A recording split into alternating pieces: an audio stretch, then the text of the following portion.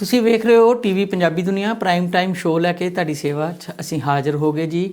ਮੈਂ Harjeet Singh Gill Toronto studio ਤੋਂ ਤੇ ਮੇਰੇ ਨਾਲ ਚੰਡੀਗੜ੍ਹ ਸਟੂਡੀਓ ਤੋਂ ਜੁੜ ਗਏ ਨੇ ਸੁਸ਼ੀਲ ਦਸਾਂਝ ਜੀ। ਸਭ ਤੋਂ ਪਹਿਲਾਂ ਤਾਂ ਦਸਾਂਝ ਸਾਹਿਬ ਤੁਹਾਡਾ ਸਵਾਗਤ ਜੀ, ਜੀ ਆਇਆਂ ਨੂੰ ਪ੍ਰੋਗਰਾਮ 'ਚ। ਬਹੁਤ ਮਿਹਰਬਾਨੀ, ਬਹੁਤ ਸ਼ੁਕਰੀਆ ਹਰਜੀਤ ਗਿੱਲ ਜੀ ਤੇ ਟੀਵੀ ਪੰਜਾਬੀ ਦੁਨੀਆ ਦੇ ਸਾਰੇ ਦਰਸ਼ਕਾਂ ਦਾ ਵੀ ਚੰਡੀਗੜ੍ਹ ਸਟੂਡੀਓ ਤੋਂ ਸਵਾਗਤ ਹੈ ਜੀ। ਪਿਆਰ ਭਰੀ ਸਤਿ ਸ਼੍ਰੀ ਅਕਾਲ ਜੀ, ਆਦਾਬ ਤੇ ਨਮਸਕਾਰ ਜੀ ਹਰਜੀਤ ਗਿੱਲ ਜੀ। ਦਸਾਂਝ ਸਾਹਿਬ, ਗੱਲਾਂ ਤੇ ਪੰਜਾਬ ਦੀਆਂ ਹੀ ਕਰਨੀਆਂ ਨੇ ਤੁਹਾਡੇ ਨਾਲ। ਤੇ ਪੰਜਾਬ 'ਚ ਇਲੈਕਸ਼ਨ ਦਾ ਦਿਨ ਬ ਦਿਨ ਜਿਹੜਾ ਉਹ ਭਖ ਰਿਹਾ ਮੋਰਚਾ, ਕੀ ਸਥਿਤੀ ਆ ਅੱਜ, ਕਿੱਦਾਂ ਲੱਗਦਾ? ਕਿਹੜੀਆਂ ਵੱਡੀਆਂ ਖਬਰਾਂ ਨੇ ਅੱਜ ਲੋਕਾਂ ਦਾ ਧਿਆਨ ਖਿੱਚਿਆ? ਇੱਕ ਤਾਂ ਕੱਲ੍ਹ ਆਪਾਂ ਖਬਰ ਜਾਂਦੇ ਸਾਂਝੀ ਕੀਤੀ ਸੀ ਕਿ ਕਿਸਾਨ ਸੰਯੁਕਤ ਸਮਾਜ ਮੋਰਚਾ ਜਿਹੜਾ ਉਹਨਾਂ ਨੂੰ ਮਾਨਤਾ ਮਿਲ ਗਈ। ਨਿਸ਼ਾਨ ਦੀ ਗੱਲ ਤੁਸੀਂ ਦੱਸ ਹੀ ਦਿੱਤੀ ਸੀ ਕਿ ਉਹ ਦੇਣਾ ਹੀ ਪਏਗਾ, ਇੱਕ ਨਿਸ਼ਾਨ ਤੇ ਹੁਣ ਹੋ ਜਾਏਗਾ। ਉਹਦੇ ਨਾਲ ਕਿੰਨੀ ਕੁ ਕੋਈ ਤੁਹਾਨੂੰ ਲੱਗਦਾ ਕਿ ਉਹਦਾ ਫਰਕ ਪਏਗਾ ਕੋਈ ਵੋਟਾਂ ਕਨਵਰਸ਼ਨ 'ਚ ਅਤੇ ਲੋਕਾਂ 'ਚ ਜਾਣ 'ਚ ਉਹਨਾਂ ਨੂੰ ਕਿੰਨੀ ਕੁ ਆਸਾਨੀ ਹੋਏਗੀ ਬੀਇੰਗ ਏ ਪੋਲੀਟੀਕਲ ਪਾਰਟੀ? ਅਤੇ ਦੂਸਰਾ, ਜਿਹੜੀਆਂ ਪੋਲੀਟੀਕਲ ਇਸ ਵੇਲੇ ਪਾਰਟੀਆਂ ਨੇ ਇੱਕ ਜਿਹੜੀ ਗੰਦੀ ਗੇਮ ਸ਼ੁਰੂ ਕੀਤੀ ਹੋਈ ਆ ਇੱਕ ਦੂਜੇ 'ਤੇ ਦੂਸ਼ਣਬਾਜ਼ੀ, ਚਿੱਕੜ ਸੁੱਟਣ ਵਾਲੀ, ਉਹਦੇ ਵੱਲ ਲੋਕਾਂ ਦਾ ਕਿੰਨਾ ਕੁ ਧਿਆਨ ਆ? ਅਤੇ ਸੁਹਿਰਦ ਜਿਹੜੀਆਂ ਹੁੰਦੇ ਨੇ ਸਵਾਲ, ਉਹਨਾਂ ਵੱਲ ਕਿੰਨਾ ਕੁ ਧਿਆਨ ਆ? ਜਿਹੜਾ ਅਸੀਂ ਬੜੇ ਦਿਨਾਂ ਦਾ ਰੌਲਾ ਪਾਉਂਦੇ ਆਏ ਹਾਂ ਪਿਛਲੇ ਸਾਲ ਤੋਂ ਹੀ ਕਿ ਲੋਕ ਸਾਡੇ ਹੁਣ ਬੜੇ ਸਮਝਦਾਰ ਹੋ ਗਏ, ਸਵਾਲ ਪੁੱਛਣ ਲੱਗ ਗਏ। ਅੱਜ ਅਸੀਂ ਤੁਹਾਡੇ ਤੋਂ ਪਹਿਲਾਂ ਡਾਕਟਰ ਸਾਹਿਬ ਨਾਲ ਵੀ ਧਰਮ 'ਤੇ ਗੱਲ ਨਹੀਂ ਕੀਤੀ, ਉਹਨਾਂ ਨਾਲ ਵੀ ਪੰਜਾਬ ਦੀਆਂ ਸਮੱਸਿਆਵਾਂ 'ਤੇ ਹੀ ਗੱਲ ਕਰ ਰਹੇ ਸੀਗੇ। ਡਾਕਟਰ ਸੁੱਚਾ ਸਿੰਘ ਗਿੱਲਰਾਂ ਦਾ ਪੰਜਾਬ ਟਾਈਮਜ਼ ਦੇ ਵਿੱਚ ਇੱਕ ਛੋਟਾ ਜਿਹਾ ਛਪਿਆ ਕਿ ਉਮੀਦਵਾਰਾਂ ਲਈ ਕਿਹੜੇ ਸਵਾਲ ਹੋਣ। ਮੈਂ ਕਰਕੇ ਤੇ ਹਟਿਆ ਉਹਨਾਂ ਨਾਲ, ਮੈਂ ਤੁਹਾਡਾ ਵਿਊ ਵੀ ਲਊਂਗਾ। ਅੱਛਾ ਲੱਗਿਆ ਉਹਨਾਂ ਦੇ ਸਵਾਲ ਉਹੀ ਨੇ ਜਿਹੜੇ ਅਸੀਂ ਰੋਜ਼ ਕਰਦੇ ਖੈਰ। ਅਤੇ ਉਹਨਾਂ ਨੇ ਕਿਹਾ ਕਿ ਘੱਟੋ ਘੱਟ ਇਹ ਸਵਾਲ ਜਿਹੜੇ ਆ ਲੋਕ ਜਿਹੜੇ ਜ਼ਰੂਰ ਪੁੱਛਣ ਤਹੱਮਲ ਨਾਲ, ਬਿਨਾਂ ਕਿਸੇ ਝਗੜੇ ਤੋਂ, ਪਾਰਟੀ ਜਿਹੜੀ ਮਰਜ਼ੀ ਆਵੇ। ਦੇਖੋ, ਮਾਹੌਲ ਤਾਂ ਅੱਗੇ ਨਾਲੋਂ ਕਾਫੀ ਬਦਲਿਆ ਹੋਇਆ ਜੀ। ਲੋਕ ਸਵਾਲ ਤਾਂ ਕਰਨ ਲੱਗ ਪਏ ਨੇ ਤੇ ਕੋਈ ਸੌਖਾ ਨਹੀਂ ਹੈ। ਇੱਥੇ ਸਾਡੇ ਆ ਨਾਭੇ ਵਾਲਾ ਜਿਹੜਾ ਅਮਲੋਹ ਤੋਂ ਖੜਦਾ ਜਿਹੜਾ ਖੇਤੀ ਮੰਤਰੀ ਆਪਣਾ ਰਣਦੀਪ, ਕਾਕਾ ਰਣਦੀਪ, ਉਹਨੂੰ ਆਪਣੇ ਹਲਕੇ 'ਚ ਹੀ ਬੜਾ ਮੁਸ਼ਕਲ ਪੇਸ਼ ਆਉਣ ਰਹੀ ਹੈ। ਲੋਕ ਸਵਾਲ ਸੁਣ ਕਰਦੇ ਆ, ਏਦਾਂ ਵੱਖ ਵੱਖ ਥਾਵਾਂ ਤੋਂ ਖਬਰਾਂ ਆਉਂਦੀਆਂ। ਪੰਜਾਬ ਦੀ ਗੱਲ ਆਪਾਂ ਕਰ ਲੈਂਦੇ ਹਾਂ, ਪਰ ਇਸ ਤੋਂ ਪਹਿਲਾਂ ਜੇ ਕੋਈ ਸਵਾਲਾਂ ਦੀ ਗੱਲ ਤੁਸੀਂ ਛੇੜੀ ਹੈ ਤਾਂ ਸਵਾਲ ਤਾਂ ਹੈਰਾਨੀ ਇਸ ਗੱਲ ਦੀ ਹੈ ਕਿ ਪਿਛਲੇ 10 ਦਿਨਾਂ ਦੇ ਵਿੱਚ 9 ਉਮੀਦਵਾਰ ਜਿਹੜੇ ਆ ਉੱਤਰ ਪ੍ਰਦੇਸ਼ ਦੇ ਵਿੱਚ ਭਾਰਤੀ ਜਨਤਾ ਪਾਰਟੀ ਦੇ, ਉਹਨਾਂ ਨੂੰ ਪਿੰਡਾਂ ਚੋਂ ਲੋਕਾਂ ਨੇ ਭਜਾਤਾ। ਮਤਲਬ ਪੰਜਾਬ ਨਾਲੋਂ ਵੀ ਜ਼ਿਆਦਾ ਉੱਥੇ ਦੀ ਸਥਿਤੀ ਆ ਰਹੀ ਹੈ। ਈਵਨ ਉਹ ਜਿਹੜਾ ਉਹਨਾਂ ਦਾ ਡਿਪਟੀ CM ਹੈ ਕੇਸ਼ਵ ਚੰਦ ਮੌਰਿਆ, ਉਹਨੂੰ ਵੀ ਬੀਬੀਆਂ ਨੇ ਘੇਰ ਲਿਆ ਤੇ ਸਵਾਲ ਕੀਤੇ ਤੇ ਉਹਨੂੰ ਆਖਰਕਾਰ ਜਿਹੜਾ ਆ ਉਹ ਪਿੰਡ ਛੱਡ ਕੇ ਜਾਣਾ ਪਿਆ। ਏਦਾਂ ਦਾ ਮਾਹੌਲ ਯੂਪੀ ਦੇ ਵਿੱਚ ਵੀ ਬਣ ਰਿਹਾ, ਸਪੈਸ਼ਲੀ ਭਾਰਤੀ ਜਨਤਾ ਪਾਰਟੀ ਦੇ ਜਿਹੜੇ। ਤੇ ਦੂਜੀ ਗੱਲ, ਉਹ ਕਿਸਾਨ ਨਹੀਂ ਹੈ ਜਿਹੜੇ ਉੱਥੇ ਘੇਰ ਰਹੇ ਆ, ਸਧਾਰਨ ਲੋਕ ਨੇ। ਉਹਨਾਂ 'ਚ ਕਿਸਾਨ ਵੀ ਹੋਣਗੇ ਸਧਾਰਨ। ਅੱਗੇ ਜਿਹੜਾ ਕਿਸਾਨਾਂ ਨੇ ਘੇਰਨਾ ਸ਼ੁਰੂ ਕੀਤਾ ਸੀ ਉੱਥੇ, ਉਹ ਤਾਂ ਸੀਗਾ ਇੱਕ ਬਿਲਕੁਲ ਨਿਰੋਲ ਇੱਕ ਕਿਸਾਨੀ ਦੀ ਸਟਰਗਲ ਚੱਲ ਰਹੀ ਸੀ, ਉਹਦੇ 'ਚੋਂ ਨਿਕਲ ਰਿਹਾ ਸੀ। ਹੁਣ ਇਲੈਕਸ਼ਨ ਦੇ ਵਿੱਚ ਜਨ ਸਧਾਰਨ ਜਿਹੜਾ ਉਹਦੇ 'ਚ ਕਿਸਾਨ ਵੀ ਹੋਏਗਾ, ਮਜ਼ਦੂਰ ਵੀ ਹੋਏਗਾ, ਪਰ ਉਹ ਕਿਸਾਨਾਂ ਦੇ ਨਾਂ ਦੇ ਉੱਤੇ ਜਾਂ ਕਿਸਾਨੀ ਝੰਡੇ ਲੈ ਕੇ ਨਹੀਂ ਘੇਰਦੇ। ਸਧਾਰਨ ਲੋਕ ਜਦੋਂ ਪਿੰਡਾਂ ਦੇ ਵਿੱਚ ਲੀਡਰ ਜਾਂਦੇ ਆ ਤੇ ਉਹਨਾਂ ਨੂੰ ਘੇਰਦੇ ਆ, ਸਵਾਲ ਕਰਦੇ ਆ ਤੇ ਲੀਡਰਾਂ ਨੂੰ ਭੱਜਣਾ ਪੈਂਦਾ। 9 ਉਮੀਦਵਾਰ ਜਿਹੜੇ ਵੱਡੇ ਉਮੀਦਵਾਰ ਯੂਪੀ ਦੇ ਵਿੱਚ ਭਾਰਤੀ ਜਨਤਾ ਪਾਰਟੀ ਦੇ, ਉਹਨਾਂ ਨੂੰ ਯਾਨੀ ਇੱਕ ਕਿਸਮ ਦਾ ਪਿੰਡਾਂ ਚੋਂ ਭਜਾਇਆ ਲੋਕਾਂ ਨੇ। ਤੇ ਪੰਜਾਬ ਦੇ ਵਿੱਚ ਇਹ ਸਥਿਤੀ ਰਹੀ ਆ ਚੋਣਾਂ ਤੋਂ ਪਹਿਲਾਂ। ਹੁਣ ਚੋਣਾਂ ਦੇ ਦੌਰਾਨ ਕਿਉਂਕਿ ਕਿਸਾਨ ਜਥੇਬੰਦੀਆਂ ਨੇ ਵੀ ਇਹ ਗੱਲ ਕਹਿ ਦਿੱਤੀ ਸੀਗੀ ਬਈ ਕਿਉਂਕਿ ਤਿੰਨ ਖੇਤੀ ਕਾਨੂੰਨਾਂ ਦਾ ਮਾਮਲਾ ਹੈ, ਹੁਣ ਦੇਖੋ ਸਾਰਿਆਂ ਨੂੰ ਆਪਣੀਆਂ ਚੋਣ ਸਰਗਰਮੀਆਂ ਕਰਨ ਦਾ ਜਿਹੜਾ ਹੱਕ ਹੈ ਕਰਨ ਉਹ, ਤੇ ਇਸ ਕਰਕੇ ਹੁਣ ਘਰਾਓ ਦੀ ਜਾਂ ਬਾਕੀ ਇਸ ਤਰ੍ਹਾਂ ਦੀ ਕਾਲ ਕਿਸਾਨ ਜਥੇਬੰਦੀਆਂ ਨੇ ਨਹੀਂ ਦਿੱਤੀ। ਪਰ ਲੋਕ ਸਵਾਲ ਤਾਂ ਕਰਦੇ ਆ, ਸੋ ਅੱਗੇ ਨਾਲੋਂ ਫਰਕ ਤਾਂ ਪਿਆ। ਤੇ ਥੋੜੇ ਜਿਹੜੇ ਉਮੀਦਵਾਰ ਵੀ ਆ ਉਹ ਵੀ ਥੋੜੇ ਬਹੁਤ ਤਹੱਮਲ ਦੇ ਨਾਲ ਹੀ ਲੋਕਾਂ ਨਾਲ ਹੁਣ ਡਾਇਲੋਗ ਕਰਦੇ ਆ। ਉਹ ਗੱਲਾਂ ਨਹੀਂ ਹੈ। ਹਾਂ, ਕਿਤੇ ਕਿਤੇ ਕੁਝ ਖਬਰਾਂ ਆ ਜਾਂਦੀਆਂ, ਜਿੱਦਾਂ ਇੱਕ ਖਬਰ ਆਈ ਹੈ, ਉਹਦਾ ਮੈਂ ਤੁਹਾਨੂੰ ਸ਼ਾਇਦ ਉਹਦੀ ਖਬਰ ਡੇਰਾ ਬਾਬਾ ਨਾਨਕ ਸੀਟ ਦੀ ਗੱਲ ਕਰ ਲੱਗੇ, ਕਾਲੋਂ ਦੇ ਬੇਟੇ ਦੀ। ਹਾਂਜੀ ਹਾਂਜੀ ਹਾਂਜੀ ਹਾਂਜੀ ਹਾਂਜੀ ਹਾਂਜੀ, ਜਿਹਨੇ ਗੁਜਰਾਂ ਬਾਰੇ ਕੋਈ ਸ਼ਬਦ ਐਸੇ ਬੋਲੇ ਨੇ। ਹਾਂਜੀ ਜੀ ਜੀ ਜੀ ਜੀ ਜੀ। ਉਹ ਅਸਲ 'ਚ ਉਹ ਏਰੀਆ ਏਦਾਂ ਦਾ ਆ ਡੇਰਾ ਬਾਬਾ ਨਾਨਕ, ਜਿੱਥੇ ਗੁੱਜਰ ਭਾਈਚਾਰੇ ਦੀ ਕਾਫੀ ਵੋਟ ਹੈਗੀ ਹੈ। ਹਾਂਜੀ। ਤੇ ਗੁੱਜਰ ਭਾਈਚਾਰਾ ਜਿਹੜਾ ਆ ਉਹਨਾਂ ਨੇ ਇੱਕ ਕਿਸਮ ਦਾ ਵਿਰੋਧ ਕੀਤਾ ਹੈ ਸ਼੍ਰੋਮਣੀ ਅਕਾਲੀ ਦਲ ਦੇ ਉਮੀਦਵਾਰ ਦਾ, ਤੇ ਉਸ ਤੋਂ ਉਸ ਤੋਂ ਜਾਣੀ ਦੁਖੀ ਹੋ ਕੇ ਜਾਂ ਕਹਿ ਲਓ ਵੀ ਭੜਕ ਕੇ ਰਵੀਕਰਨ ਕਾਹਲੋਂ ਜਿਹੜਾ ਉੱਥੋਂ ਡੇਰਾ ਬਾਬਾ ਨਾਨਕ ਦਾ ਸ਼੍ਰੋਮਣੀ ਅਕਾਲੀ ਦਲ ਦਾ ਕੈਂਡੀਡੇਟ ਹੈ, ਉਹਨੇ ਇਸ ਤਰ੍ਹਾਂ ਦੀ ਗੱਲ ਕਹੀ ਹੈ ਜਿਹੜਾ ਜਿਹਦੇ ਤੇ ਕਾਫੀ ਜ਼ਿਆਦਾ ਵਿਵਾਦ ਵੀ ਹੋ ਰਿਹਾ ਤੇ ਉਹਦਾ ਉਹਨੂੰ ਨੁਕਸਾਨ ਵੀ ਲੱਗ ਹੋਣਾ। ਤੇ ਫਿਰ ਬਾਅਦ ਵਿੱਚ ਗੁੱਜਰ ਭਾਈਚਾਰੇ ਨੇ ਇਕਜੁੱਟਤਾ ਦੇ ਨਾਲ ਬਕਾਇਦਾ ਇਹ ਐਲਾਨ ਕਰ ਦਿੱਤਾ ਹੈ ਵੀ ਕਿਸੇ ਵੀ ਕੀਮਤ ਤੇ ਰਵੀਕਰਨ ਕਾਹਲੋਂ ਜਿਹੜਾ ਹੈ ਉਹਦਾ ਕੋਈ ਸਾਥ ਨਹੀਂ ਦਿੱਤਾ ਜਾਏਗਾ, ਤੇ ਸਗੋਂ ਜੇ ਆਉਂਦਾ ਹੈ ਤਾਂ ਉਹਨੂੰ ਸਵਾਲ ਕੀਤੇ ਜਾਣਗੇ। ਸੋ ਸਵਾਲਾਂ ਦਾ ਸਿਲਸਿਲਾ ਤਾਂ ਸ਼ੁਰੂ ਹੋਇਆ, ਉਹਦੀ ਸ਼ਕਲ ਕੀ ਰਹਿੰਦੀ ਹੈ ਹੁਣ ਇਹਨਾਂ ਦਿਨਾਂ ਦੇ ਵਿੱਚ, ਆਉਂਦੇ ਦਿਨਾਂ ਦੇ ਵਿੱਚ ਜਿੱਦਾਂ ਜਿੱਦਾਂ ਉਮੀਦਵਾਰ ਜਾਣਗੇ ਉਹ ਆਪਾਂ ਨੂੰ ਰੋਜ਼ ਖਬਰਾਂ ਆਉਣਗੀਆਂ। ਤੇ ਅਗਲੀ ਗੱਲ ਜਿਹੜੀ ਸੰਯੁਕਤ ਸਮਾਜ ਮੋਰਚੇ ਦੀ ਹੈ, ਤੇ ਸੰਯੁਕਤ ਸਮਾਜ ਮੋਰਚੇ ਨੇ ਇਹਦੇ ਤੇ ਥੋੜਾ ਖੁਸ਼ੀ ਤਾਂ ਚਲੋ ਪ੍ਰਗਟ ਕਰਨੀ ਸੀ ਵੀ ਹਾਂ ਇੱਕ ਮਾਨਤਾ ਮਿਲੀ ਹੈ, ਪਰ ਨਾਲ ਇੱਕ ਗਿਲਾ ਵੀ ਜ਼ਾਹਰ ਕੀਤਾ ਹੈ।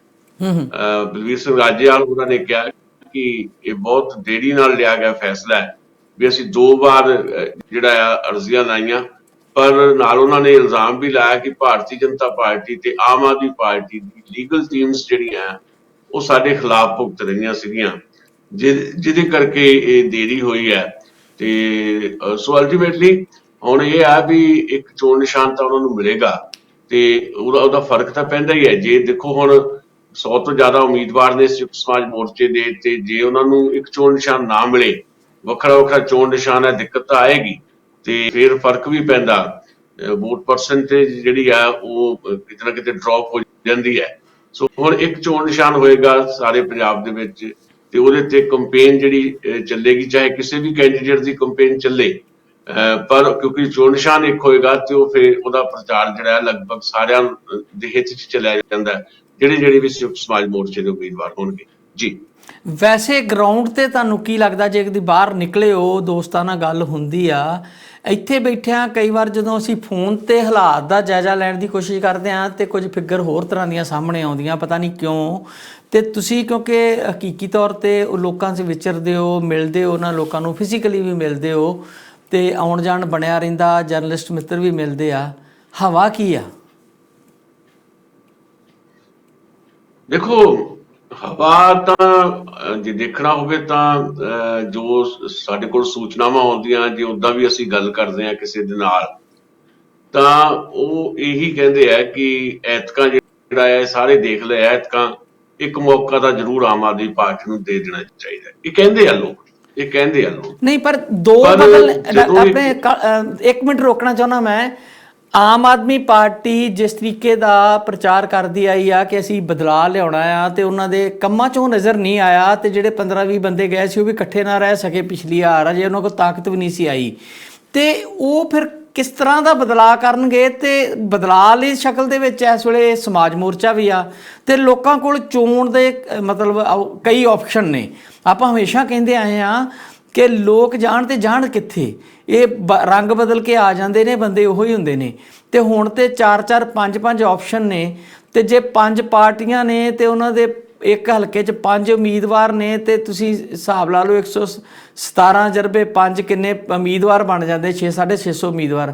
ਉਹਨਾਂ 'ਚ 100 ਉਮੀਦਵਾਰ ਤੇ ਇਹੋ ਜਿਹਾ ਹੋਊਗਾ ਹੀ ਨਾ ਜਿਹੜਾ ਜਿੱਤੇ ਲੋਕ ਮਾਣ ਨਾਲ ਵਿਸ਼ਵਾਸ ਕਰ ਸਕਦੇ ਹੋਣ, ਪਾਰਟੀ ਭਾਵੇਂ ਕਿਸੇ ਦਾ ਹੋਵੇ, ਕਿ ਇਹ ਬਿਲਕੁਲ ਸਾਫ਼ ਸੁਥਰਾ ਬੰਦਾ ਅਗਰ ਇਹ ਚਲੇ ਜਾਵੇ ਤੇ ਸਾਡੇ ਲਈ ਕੋਈ ਬਿਹਤਰ ਭਵਿੱਖ ਸਿਰਜ ਸਕਦਾ ਹੈ, ਉਹਦੇ ਲਈ ਕੋਈ ਯੋਗਦਾਨ ਪਾ ਸਕਦਾ।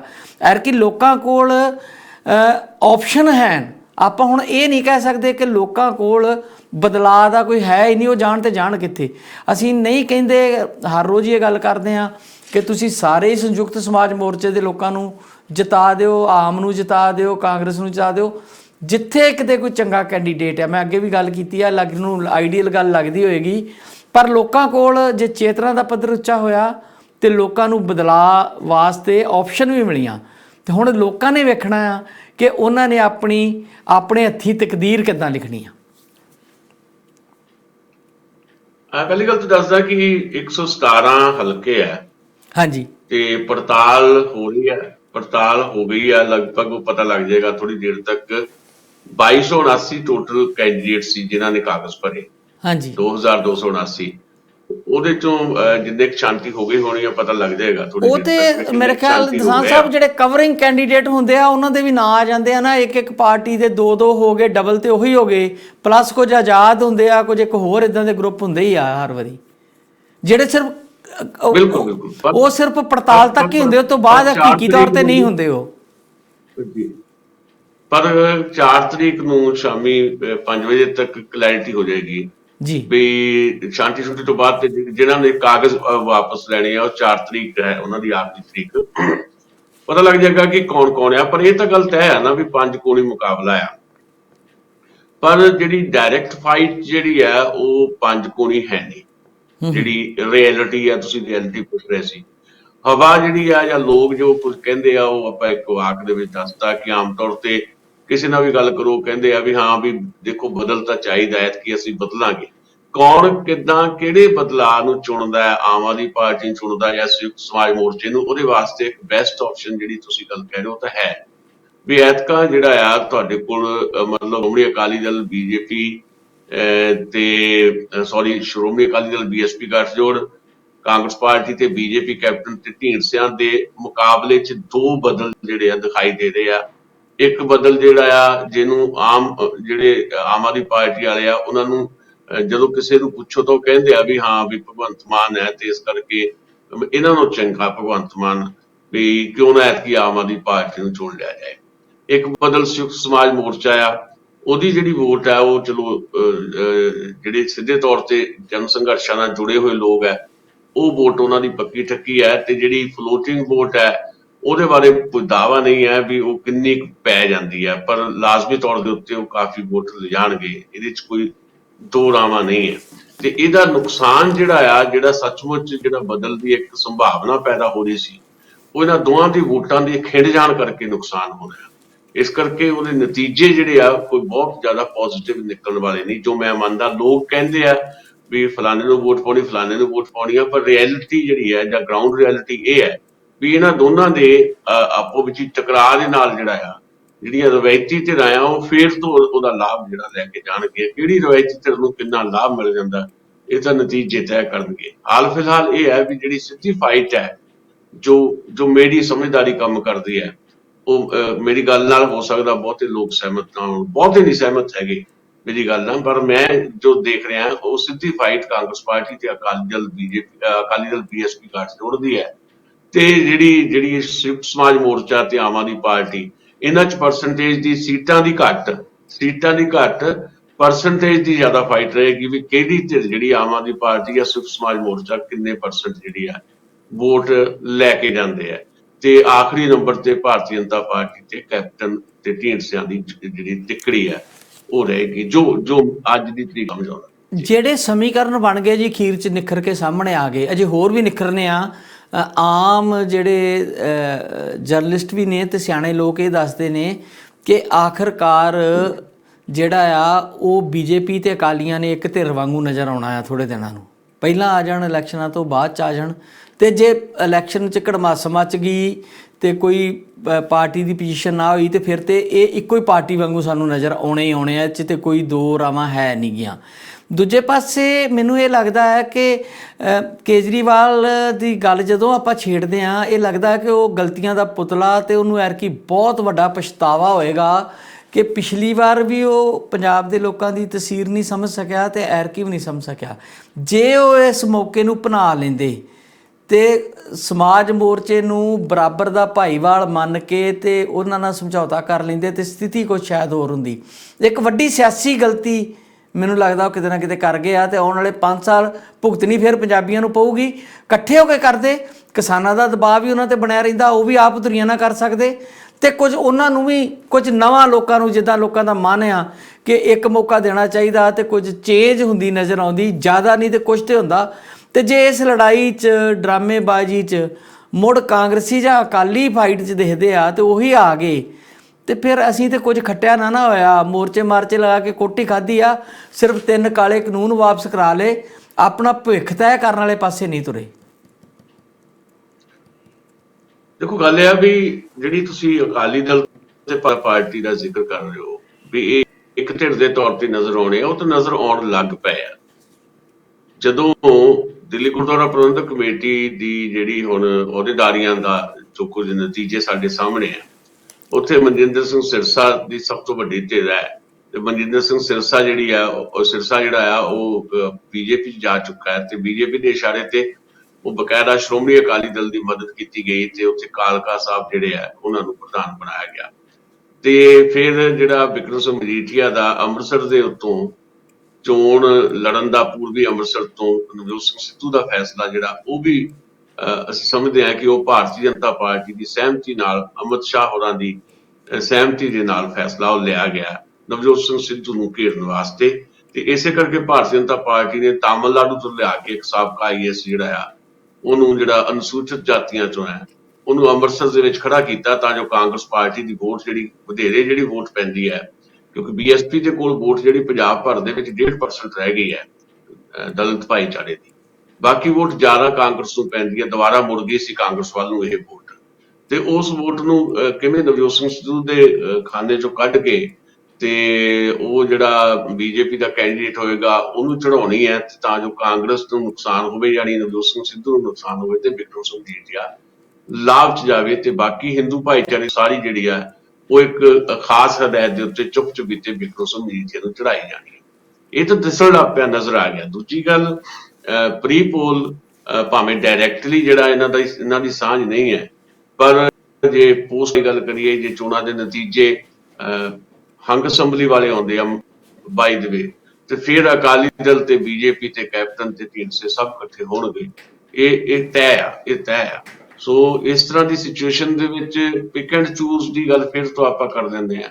ਜਿੱਦਾਂ ਤੁਸੀਂ ਕਿਹਾ ਕਿ ਆਪਸ਼ਨਸ ਹੈ, ਐਤਕੀ ਇਹ ਪੋਸੀਬਿਲਿਟੀ ਹੈ ਬੈਦ ਇੱਕ ਲਹਿਰ ਨਾ ਬਣੇ, ਕਿਸੇ ਜਿਹੜਾ ਬਦਲ ਵਾਲੀ ਗੱਲ ਮੈਂ ਕਹਿ ਰਿਹਾ ਵੀ ਲਹਿਰ ਨਾ ਬਣੇ ਆਮ ਆਦਮੀ ਪਾਰਟੀ ਦੇ ਪੱਖ ਜਾਂ ਸੰਯੁਕਤ ਸਮਾਜ ਮੋਰਚੇ ਦੇ ਪੱਖ ਦੇ ਵਿੱਚ ਲਹਿਰ ਦਿਖਾਈ ਭਾਵੇਂ ਦੇ ਰਹੀ ਹੈ, ਪਰ ਵੋਟਾਂ ਜਦੋਂ ਕਨਵਰਟ ਹੋਣਗੀਆਂ ਤਾਂ ਪਿਕ ਐਂਡ ਚੂਜ਼ ਵੀ ਆ ਸਕਦੀ ਹੈ। ਆਮ ਆਦਮੀ ਪਾਰਟੀ ਤੇ ਸੰਯੁਕਤ ਸਮਾਜ ਮੋਰਚਾ, ਈਵਨ ਰਵਾਇਤੀ ਪਾਰਟੀਆਂ ਦੇ ਵਿੱਚੋਂ ਵੀ ਲੋਕ ਪਿਕ ਐਂਡ ਚੂਜ਼ ਕਰ ਸਕਦੇ ਆ ਵੀ ਹਾਂ ਇਸ ਹਲਕੇ ਦੇ ਵਿੱਚ ਆਹ ਬੰਦਾ ਜ਼ਿਆਦਾ ਵਧੀਆ, ਸਾਨੂੰ ਇਹ ਨੇੜੇ ਪੈਂਦਾ, ਇਹ ਸਾਡੇ ਕੰਮ ਕਰਾ ਸਕਦਾ, ਇਹ ਇਮਾਨਦਾਰ ਆ।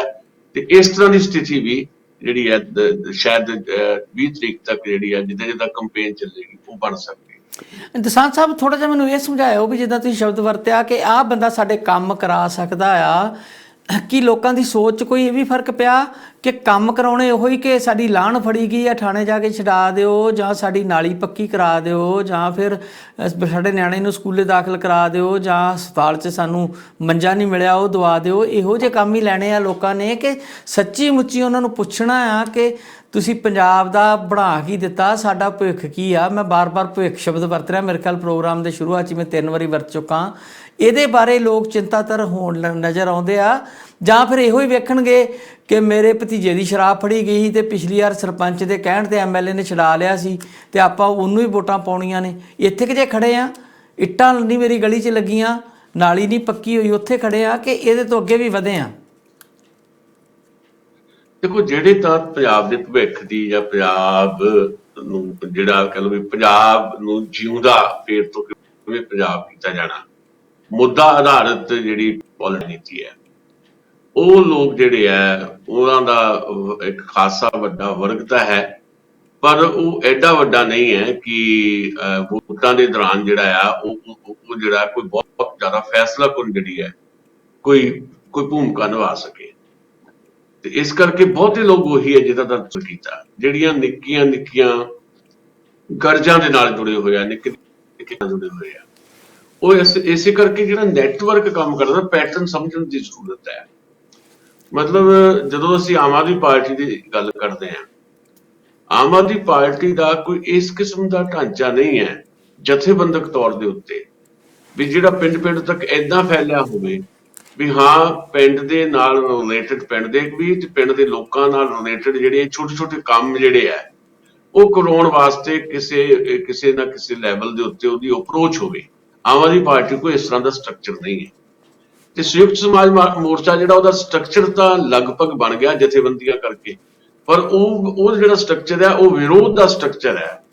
ਉਹ ਸਟਰਕਚਰ ਵੀ ਜਿਹੜੇ ਲੋਕਾਂ ਦੇ ਨਿੱਕੇ ਕੰਮ ਹੈ ਜਿਨ੍ਹਾਂ ਦਾ ਤੁਸੀਂ ਜ਼ਿਕਰ ਕੀਤਾ, ਮੈਂ ਦੁਹਰਾਉਂਦਾ ਨਹੀਂ, ਉਹ ਕੰਮ ਕਰਵਾਉਣ ਦੇ ਵਿੱਚ ਜਿਹੜਾ ਸਰਕਾਰੀ ਦਰਬਾਰ ਉਹਨਾਂ ਦੀ ਅਪਰੋਚ ਨਹੀਂ, ਸਰਕਾਰ ਦਰਬਾਰ ਨੂੰ ਘੇਰਨ ਦੀ ਅਪਰੋਚ ਉਹਨਾਂ ਕੋਲ ਹੈਗੀ ਹੈ ਤੇ ਦਬਾਅ ਦੇ ਨਾਲ ਕਈ ਵਾਰੀ ਉਹ ਕੰਮ ਕਰਵਾ ਵੀ ਜਾਂਦੇ ਆ। ਪਰ ਆਮ ਆਦਮੀ ਪਾਰਟੀ ਕੋਲ ਏਦਾਂ ਦਾ ਕੋਈ ਸਟਰਕਚਰ ਨਹੀਂ ਹੈ। ਜਿਹੜੀਆਂ ਰਵਾਇਤੀ ਧਿਰਾਂ ਹੈਗੀਆਂ, ਭਾਰਤੀ ਜਨਤਾ ਪਾਰਟੀ ਤਾਂ ਸ਼ਹਿਰੀ ਪਾਰਟੀ ਆ, ਹਾਲੇ ਵੀ ਉਹ ਪਿੰਡਾਂ ਦੇ ਵਿੱਚ ਉਹਨਾਂ ਦੀ ਕੋਈ ਬਹੁਤੀ ਅਪਰੋਚ ਨਹੀਂ। ਪਰ ਕਾਂਗਰਸ ਪਾਰਟੀ ਤੇ ਜਿਹੜੀ ਸ਼੍ਰੋਮਣੀ ਅਕਾਲੀ ਦਲ ਆ, ਉਹਨਾਂ ਦੋਨਾਂ ਦੇ ਕੋਲ ਹਰ ਪਿੰਡ ਦੇ ਵਿੱਚ ਇਦਾਂ ਦਾ ਸਟਰਕਚਰ ਹੈਗਾ ਵੀ ਉਹ ਸਰਕਾਰੀ ਦਰਬਾਰੇ ਉਹਨਾਂ ਦੀ ਅਪਰੋਚ ਹੈ। ਯਾਨੀ ਜਿਹੜੇ ਪਿੰਡਾਂ ਦੇ ਚੌਧਰੀ ਹੁੰਦੇ ਆ, ਉਹ ਚੌਧਰੀਆਂ ਦੀਆਂ ਪਾਰਟੀਆਂ ਹੈਗੀਆਂ ਵੀ ਉਹਨਾਂ ਨੂੰ ਪਤਾ ਵੀ ਹਾਂ ਵੀ ਆ ਜੇ ਵੈਸੇ ਤਾਂ ਆਮ ਤੌਰ ਤੇ ਸੱਤਾ ਬਦਲਦੀ ਹੈ ਤੇ ਪਿੰਡਾਂ ਦੇ ਚੌਧਰੀ ਵੀ ਜਿਹੜੇ ਆ ਉਹ ਕੈਂਪ ਬਦਲ ਲੈਂਦੇ ਹੁੰਦੇ ਆ। ਜਦੋਂ ਤੁਸੀਂ ਦੇਖੋ ਵੀ ਕਾਂਗਰਸ ਦੀ ਸਰਕਾਰ ਬਣ ਜਾਂਦੀ ਹੈ, ਪਿੰਡਾਂ ਦੀਆਂ ਪੰਚਾਇਤਾਂ ਵੀ ਕਾਂਗਰਸ ਦੀਆਂ ਬਹੁਤੀਆਂ ਆ ਜਾਂਦੀਆਂ। ਜਦੋਂ ਅਕਾਲੀਆਂ ਦੀ ਸਰਕਾਰ ਬਣਦੀ ਹੈ ਤੇ ਪਿੰਡਾਂ 'ਚ ਬਹੁਤੀਆਂ ਅਕਾਲੀਆਂ ਦੀ ਆ ਜਾਂਦੀ। ਉਹ ਆ ਇੱਕ ਸਟਰਕਚਰ ਇਹ ਦੋਨਾਂ ਕੋ ਹੈਗਾ, ਕਾਂਗਰਸ ਕੋ ਵੀ ਅਕਾਲੀ ਕੋ, ਇਹੀ ਉਹਨਾਂ ਦੀ ਤਾਕਤ ਹੈ। ਇਸੇ ਕਰਕੇ ਜਿਹੜੀ ਲੱਗਦਾ ਹੈ ਕਿ ਆਮ ਆਦਮੀ ਪਾਰਟੀ ਜਾਂ ਸੰਯੁਕਤ ਸਮਾਜ ਮੋਰਚੇ ਦੀ ਚਰਚਾ ਚੱਲ ਰਹੀ ਹੈ, ਲੋਕ ਕਹਿੰਦੇ ਅਸੀਂ ਬਦਲ ਚਾਹੁੰਦੇ ਹਾਂ, ਪਰ ਜਦੋਂ ਨਤੀਜੇ ਆਉਂਦੇ ਆ ਉਹ ਉਹਦੇ ਤੋਂ ਉਲਟ ਆ ਜਾਂਦੇ ਆ। ਉਲਟ ਇਸ ਕਰਕੇ ਆਉਂਦੇ ਆ ਕਿਉਂਕਿ 12,700 ਪਿੰਡਾਂ ਦੇ ਵਿੱਚ ਸ਼੍ਰੋਮਣੀ ਅਕਾਲੀ ਦਲ ਤੇ ਕਾਂਗਰਸ ਪਾਰਟੀ ਦਾ ਸਟਰਕਚਰ ਪਿਆ, ਉਹਨਾਂ ਕੋਲ ਕੁਝ ਨਾ ਕੁਝ ਹੈ, ਬਦਲ ਵਾਲਿਆਂ ਕੋਲ ਕੁਝ ਨਹੀਂ ਹੈ। ਤੇ ਇਹ ਪੈਟਰਨ ਇੱਕ ਬਣ ਚੁੱਕਾ, ਜਿਹਦੇ ਕਰਕੇ ਚੁੱਪ ਚੁਪੀਤੀ ਵੋਟ ਵੀ ਜਿਹੜੀ ਹੁੰਦੀ ਹੈ, ਚੁੱਪ ਵੋਟ ਜਿਹੜੀ ਬੜੀ ਖਤਰਨਾਕ ਹੁੰਦੀ ਹੈ। ਆਮ ਆਦਮੀ ਪਾਰਟੀ ਤੇ ਸੰਯੁਕਤ ਸਮਾਜ ਮੋਰਚੇ ਨੂੰ ਸਪੋਰਟ ਕਰਨ ਵਾਲੇ ਵੋਕਲ ਆ, ਉਹ ਡਟ ਕੇ ਕਹਿੰਦੇ ਆ ਵੀ ਅਸੀਂ ਫਲਾਣੇ ਨੂੰ ਵੋਟ ਪਾਉਣੀ ਹੈ ਜੀ, ਜੋ ਮਰਜ਼ੀ ਹੋ ਜਾਵੇ, ਉਹਨਾਂ ਨੇ ਕਿਸੇ ਤੋਂ ਕੁਝ ਨਹੀਂ ਲੈਣਾ ਦੇਣਾ। ਪਰ ਜਿਹੜੀ ਚੁੱਪ ਵੋਟ ਹੈ ਜਿਹੜੀ ਉਹ ਬਹੁਤ ਮੈਨੂੰ ਲੱਗਦਾ ਸ਼ਸ਼ੀਧਰਾਂ ਦਾ ਫੇਰ ਅੱਜ ਨੈਟਵਰਕ ਦੀ ਕੋਈ ਪ੍ਰੋਬਲਮ ਆਈ। ਇੱਕ ਬ੍ਰੇਕ ਲੈ ਲੈਂਦੇ ਹਾਂ ਛੋਟੀ ਜੀ, ਬ੍ਰੇਕ ਤੋਂ ਫੌਰਨ ਬਾਅਦ ਦੁਬਾਰਾ ਅਸੀਂ ਜਿਹੜੇ ਆ ਉਹ ਤੁਹਾਡੇ ਨਾਲ ਜੁੜਨ ਦਾ ਯਤਨ ਕਰਦੇ ਹਾਂ।